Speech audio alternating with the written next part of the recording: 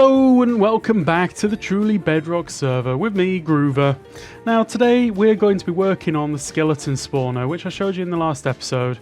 I haven't really done too much between the episodes here. I've just been sort of playing with my villagers a little bit, expanding things a tiny bit and trying to get some better enchanted books and so on. I can't say it's gone terribly well, but I have managed to get some, I don't have any here, some efficiency 4 books. I spent a long time trying to get efficiency 5, and then I've got one for efficiency 4 for a price which I was kind of okay with at this moment. So I got that. That's what I got, and that's okay. I'm happy with that for now. So anyway, let's go and have a quick look at this spawner. I just saw something out the corner of my eye which needs checking. Oh, that's interesting. Did I forget to put torches on there? I mean, I'm not saying that I didn't, but I possibly did. Let's just put it like that. So if I get 3 of those, I'll put my clothes back on. We can fix up that line. That is really kind of strange. Odd. Ouch. Piston to the face. There we go. And then one more. Perfect. That's kind of strange, that one. But anyway, found it, sorted, done. So let's pop over and have a quick look at the skeleton spawner. Just over here.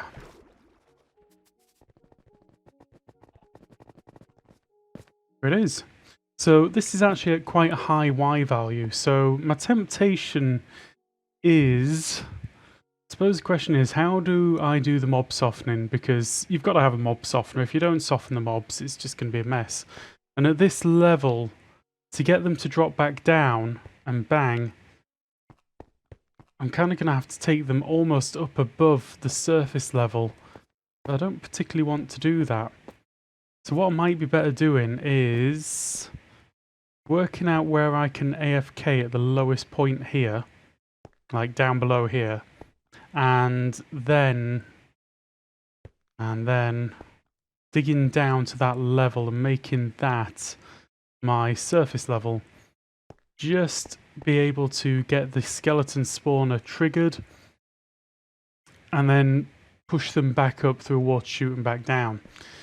Now, as you might have seen, I did a tutorial not so long ago on spawners, so I need to be sure that I'm digging this out far enough to make sure that I'm not going to be... Well, not digging them out far enough, just making sure that they're not passing by within the detection range again. And I'm going to do it the simple way, which was basically the 17 by 17 by 9. I think I'm not going to have a problem with the vertical and horizontal on the other vertical axis, but I think horizontally I'm going to have to push them quite far out of the way to make sure that they don't interact. Okay, I'm going to do a load of digging out, and we'll be back in a few minutes. Okay, I just did some really quick maths, and basically I think that for me to be just inside range of this, I can go 10 blocks diagonally in this direction. Now the way that I work that out is that the area around this where the detection takes place is the 16 blocks in a sphere. And basically you can work out the diagonal axis between these by dividing it by 1.414, which for those who are interested is the square root of 2. If you're going out on an angle like this, from that corner to this corner, then it would be the square root of 3, which I don't know off the top of my head, but you know, I'd work it out. Should say hi to Dan, be rude not to.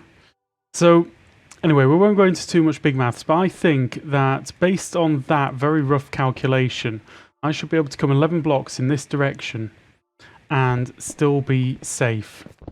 So what have I got there? 5. Actually, no, 11 would be the maximum. So 1, 2, 3, 4, 5, 6.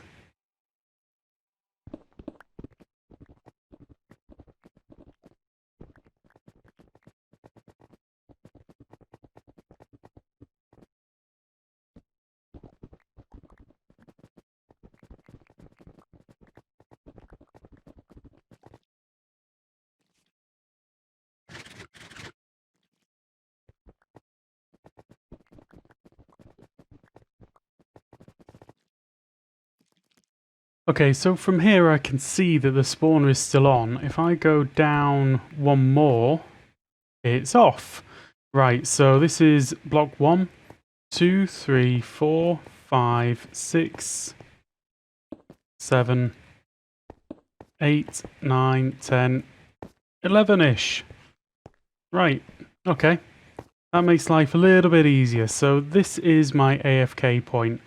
So let's mark that out. Let's just do this really quick and easily. Just make a block which looks a little bit different, or different enough that I know that I'm safe to stand on that one. Okay, right from there I am going to be working out and clearing a huge area around this thing. So let's go and do that. Right, so that's the shape of it all in place. I've added an extra block in this direction because mobs actually spawn on, I think, the northwest corner. I'm pretty sure I'm right in saying the northwest corner of the block in which they choose. So hypothetically, if this were northwest, which it is not, but we'll say that it is, then hypothetically, if a mob was spawning in this block, then it would almost spawn completely in this block. So I just want to make sure that I've got the maximum space in here possible. I've cut out a little bit of extra here just so that I've got space to put some walls in, make it look nice, or something like nice, you know what I mean? Now, the next quandary is how far to get them to drop down. Now, if this is where I'm going to be standing to AFK, then I kind of want them to land about here. Right, so I think the drop height is 23 blocks. I'm going to check it before I do anything. So if I want these guys to drop 23 blocks, I've got 39 plus 23 is 62, plus the height 64. That's going to be just that little bit too far, isn't it? But whatever happens, if I want them to land here, I've just got to go with this. So this is what we're doing. Unless I move it a little bit further back in.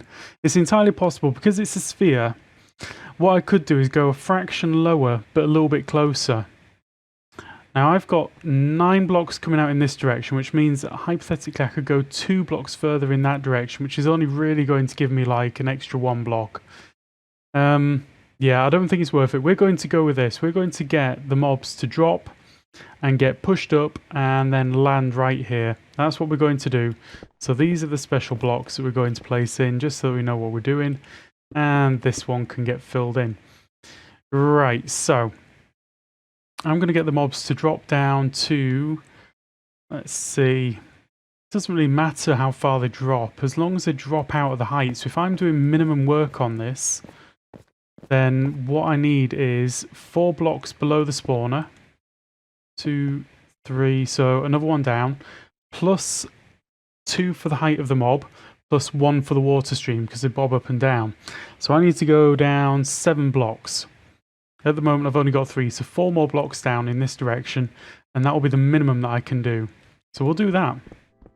Right, so I've been through and dug out quite a lot of stuff, and I've reorganised this entrance area so it goes to a slightly different place. I've got a lot of filling out to do, but that's going to come with the decoration, which is going to be a bit later. So, AFK spot. You can see that this is still going. This is where they're going to land. And then up here, basically the water streams are going to start right here. So at this level, right at this sort of place, and then going all the way across, and then all the way down. So it's going to push all of the skeletons over here, and then they're going to drop off, and then go down here and push along this way. Now the reason I brought you guys back in at this stage is because I need to get on and do the decorating. Because I can't really organise the water streams properly until I've done the decorating, because as you can see, things are all a little bit out of whack. So if the water's starting here, there's going to be a decorated wall going up there, and then I need to decorate this roof area. Basically, lots of stuff to do. So what I'm going to do is I'm going to go away and have a play with a few things and see what I like. But I'm going to try and keep it in the theme which I'm going for this season, which is orange. Orange is going to be the keynote. So, yeah, I'm going to go away and do some of that, and we'll be back in a bit. Right, and we're back. Now, I'm just going to show you my little progress update. Since I was decorating the inside, I kind of went ahead and pretty much finished it. So let's have a quick look in there, just so that you get an idea of what's going on. About there, I think. Yeah, about there. Right. Oops, not that one. This one. There we go. Right, so you can see the spawner up there. Let's take the shield out of my hand. I've just been through the nether, so I just thought I'd take a little bit of precaution with me just in case. So you can see the spawner up there. I've set myself up an off switch. So there's obviously the lamp on the top there, which I've got wired up to a lever down here. If I turn the lever off, the redstone on the piston gets pulled back. This switches off, skeleton spawn. They come over here, drop down, and then they all get pushed into a water water conveyor, I guess. And that pushes from over there all the way over into this wall. And then a few blocks behind here, it shoots them up around about 21 blocks above the stop point there, pushes them over, drops them down. And that's kind of it, just working. So let's just close all this up and then switch it on. And you should be able to hear them spawn pretty quickly. Standing with my ear to the wall to listen. Nope, can't hear anything at the moment. But what we'll see is we'll see some of them coming down here in a second or two. And as you can see down here, I've been having a little bit of a play. I've already got a good few drops and a fair bit of stuff together. I've organised myself a reasonable bow.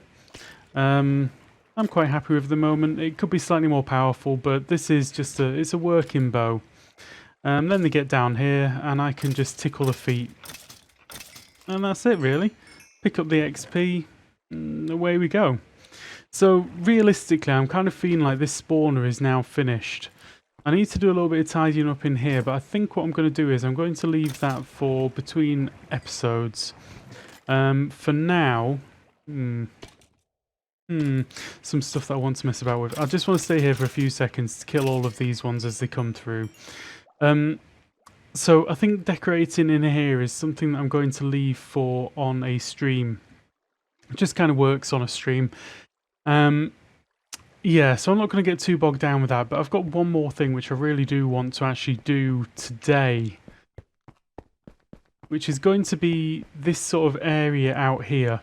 Now at the moment I've just been jumping over, swimming across, all that kind of thing. So what I really probably want is a bridge that goes from around about here straight over to there. So that should be reasonably straightforward to do. I think I'm going to have to do some lighting up over there as well, but that's something again that I won't do right now. Ooh, I'll just get some of these acacia drops. I don't want to run out of the saplings.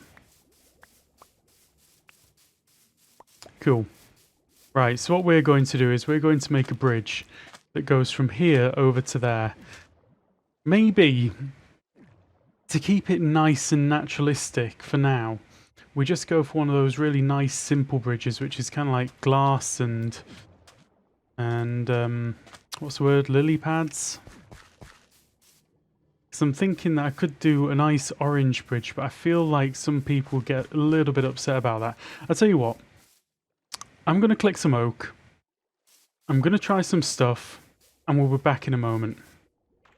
Right, so I think I've actually come to a decision, which is we're going to have the sort of over the surface of the water type bridge, so I can just run across here dead easily. And I've kind of opened up this area a little bit, got rid of some of the oaks that were here. I think I'm going to probably do a bit more terraforming because I'm not terribly happy with the shape of this, but that's something which it's more fun for me to do that just kind of casually one day when the feeling takes me. So yeah, I don't mind the entrance there too much either. So let's do a little bit of work on this. So what I want to do is have some path blocks going off in this direction, just to make it clear that this is where it's going to connect up to. A lot of this is going to turn to grass whilst we're working on this. So let's throw down some lilies. Sort of random-ish. For now it's going to be a bit of parkour over there.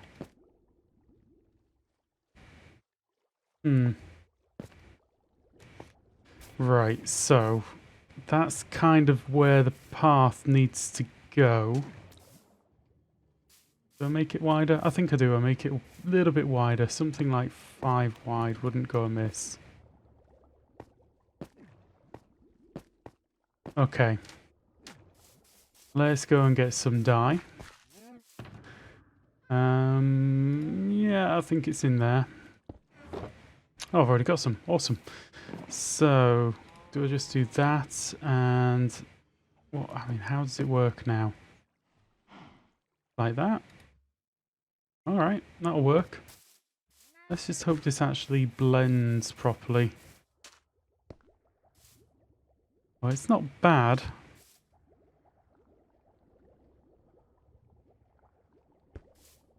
Yeah. Okay, I'm just going to fill in the rest of this and just see what it looks like. Well, I'll tell you what, we're going to go with that for now. We'll go with this for now and see how it pans out. Whoops. That was meant to be a left click, not a right click. So let's just have a quick play with some of these path blocks. And maybe do some hidden lighting as well, because the lighting around here is starting to get a little bit intrusive to me. Okay, so I've kind of made a start on doing these path networks. I need to improve them quite a lot. So, any path experts out there, give me some tips, please. I'm rubbish at this. But I think what I really want them to do is I'm going to get them to connect up to that cave, which is kind of going to cut straight through to the other side. And this is going to become like a mine shaft area where you go down. It looks like it's been excavated out a little bit. So that's what's going to be happening there. So all the paths are going to be leading out from there, and come around here and across over to here. So we've got our access through to the mine shaft. Again, all of this is going to get tidied up, but I'm going to do this in a stream sometime soon. I think that's just a nicer way of doing it. Okay, that is all that I've got time for today, and I just wanted to say that I hope that you enjoyed this, and I hope that you like how this actually looks. Now, of course, if you did enjoy this episode, please do leave a like, and if you want to see some more, drop me a subscribe, and I hope to see you again soon. Goodbye!